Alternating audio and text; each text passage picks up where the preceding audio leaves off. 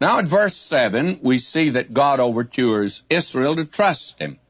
And here we have again that reference to idolatry. So the carpenter, verse 7 I'm reading, so the carpenter encouraged the goldsmith, and he smootheth with the hammer him that smote the anvil, saying, It's ready for the soldering, and he fastened it with nails, that it should not be moved.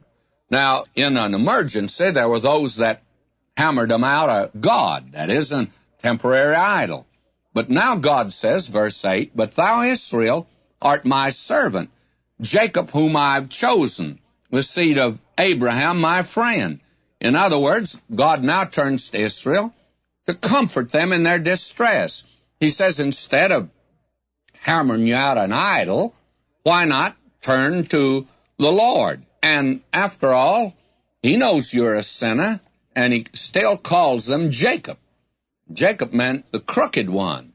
It's God who made him a prince with God, and God wants to do that now for the sons of Jacob. And Abraham, you remember, was called a friend of God. And God wants to bring these people into a right relationship with him. Now he says here in verse 10, Fear thou not, for I'm with thee. Be not dismayed, for I'm thy God. I'll strengthen thee. Yea, I will help thee. Yea, I will uphold thee with the right hand of my righteousness. Now this verse certainly has been a pillar of strength and a source of comfort for God's children in every age, and it should be that.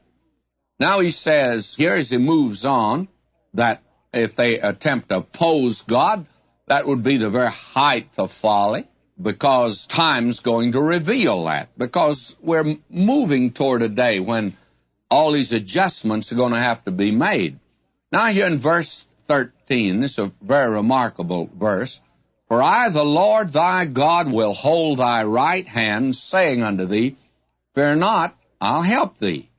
Now this is God's gracious overture to trust him.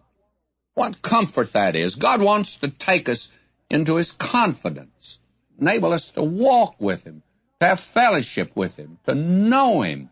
What mankind is missing today. And some people can even get so involved in church work that they miss all of this. This is a very wonderful section. God speaks right directly to him. Verse 14, he says, Fear not, thou worm Jacob. You may think you're something, but you're a nobody. We're a nobody. It's only God that can make us a somebody. Little man frets down you and struts across the stage of life, as Shakespeare put it, and he huffs and puffs like the old wolf around the little pig's house, huffing and puffing. That's man today. And where is he going? What is he getting out of it? And some of them see the futility of it all and take their own life. Well, where else are they going to turn, friend? The only place you can turn today is God. And what men are missing today, the fellowship, the salvation, his goodness, his grace, all of these are yours if you but turn to him. Now he talks to them about the material blessings of the millennium, and they're going to be there. He'd like to talk to you and me about the spiritual blessings we have now and those we're going to have in eternity.